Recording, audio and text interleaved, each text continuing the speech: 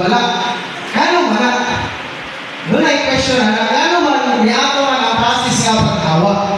Ito mo dahil, samtang nagkatigulang ang tao, samtang kanatong kanyatong edad ba, samtang nagkatigulang ka, the more we committed sin.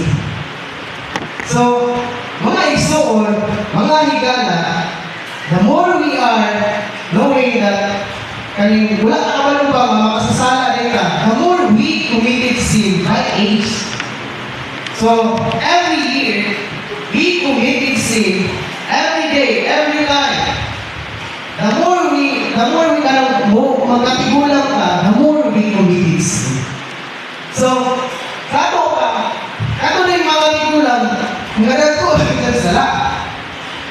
Wala nga, samtang nagkatigulang nila, magandang ko, ikaw makasasala. So, mga higala, mga igsoon, we need to realize that being a sinner, kanila akong makasasala, kinanglan kang mahapwa, ani nga kahinta, or kinanglan kang luwason ini nga kahinta. We need to realize that kita tao, kinanglan na masayon, nga makasasala kita. Wala nga, ang concept sa uban, ako nang mga kata, so man to, kung ano ba kumitarong sala, pero masayon din po na nga sa niyang ipangalang kata, makasasala na kita. Wala nga, mga igsoon, all have sinned. Kita ang tanan, makasasala. No one exempted. Then, ano sa diri ang di ba? They said that according to the law, matod sa according to the law, ano siya? Woman, bastay, anong bayhana? O kanang dehana? Panuman? Mananapauman? Adulterous? Usag yun ka magsasala. Why? Ano siya? Basahan ito usap. But they asked the Lord, when they do say, they were trying to put the Lord on the spot, but the Lord answered, shut their mouths. Kaya nakapahilong daw sa ilang mga baba. Ano siya? He who is without sin among you, let him be first to throw a stone at her. The Lord's answer, the Lord's words were judgment upon them. Nice. Why? Katong mapangutana, kung isa may wala sala na ninyo, may unang bato, kaya na daw siya mapagpangulong, is a judgment. Paghukom daw na sa mga tao na ano siya mga, what they then will you say? So may masuntin mo Ginoo. Ihukuman nila itong bayana. But they did not realize that katong mga tao na nag-expose sa babae is also adulterous. So, mga higala, mga igsoon, hindi wala i-extended na ito. Eh, makasasala tayo tanan.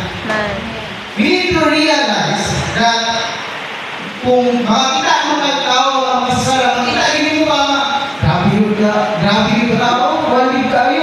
Pero, so pantay, pariha na tayo mong masasala.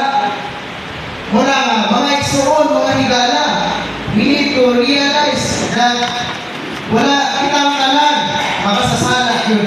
Then, the Lord's word, where are judgment upon them?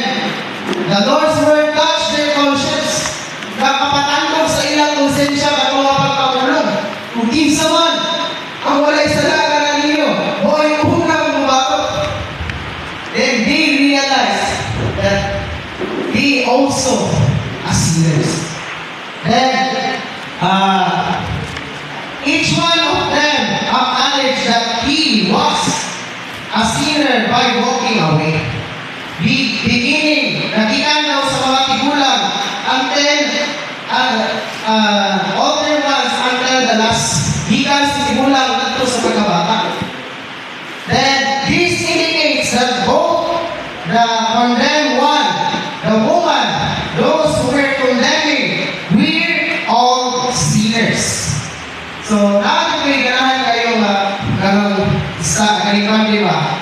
kani lahi kani nga para siya quote alang pero ako it is an enjoyment ana siya diya Jesus lagi siya sa the Lord will not condemn man or his sins then the Lord can deliver man out of sin so ana siya diya after the Lord said he without sin everybody went away tanan daw manghawak there only one left the Lord Jesus then the Lord did not walk away because he never said sin and he could not sin so only the Lord qualified to condemn others then kitangin ninyo nga ang atong Ginoo okay angay gyud nga hukom kay dili man siya makasasala wala po siya dili man siya makasasala then ana siya Jesus those who try to condemn others